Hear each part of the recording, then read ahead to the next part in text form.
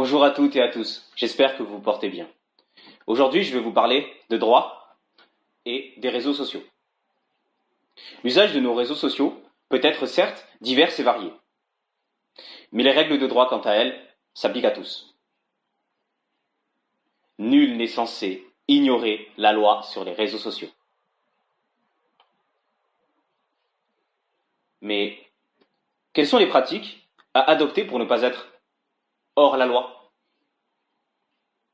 Je vais vous donner 4 conseils pour ne pas être hors la loi. Premier conseil, respecter l'identité numérique. L'identité numérique est l'ensemble des traces numériques qu'une personne ou une collectivité laisse sur Internet. Une identité numérique peut être constituée par un pseudo, un nom, des images, des vidéos, des adresses IP, des favoris ou encore des commentaires. Vous devez donc obtenir le consentement pour la publication, la diffusion et l'utilisation de l'image d'une photo d'une tierce personne. Attention, bien distinguer l'acceptation pour la prise de photos ou de vidéos de celle pour la publication de l'image ou la vidéo. Flouter le visage de la personne si vous ne disposez pas du consentement, ou encore ne pas mentionner le lieu de résidence ou modifier la voix.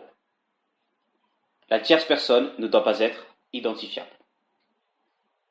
Bien sûr, ne pas usurper l'identité d'une personne. Deuxième conseil, les abus de la liberté d'expression. Ne pas publier de contenu injurieux ou à caractère diffamatoire à l'encontre d'une personne. Vos propos ne doivent pas porter atteinte à l'honneur d'une personne. Aucune expression outrageante ou terme de mépris ou invective n'est toléré. Bien sûr, ne pas proférer de propos racistes, antisémites ou des provocations directes à commettre une agression sexuelle.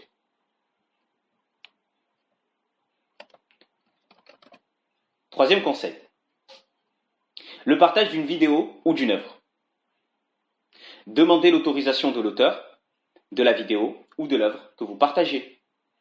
Une simple citation pour le partage d'une vidéo ne suffit pas, car en vertu des droits extra-patrimoniaux de l'auteur, c'est à lui de décider qui peut utiliser sa vidéo et selon quelles conditions.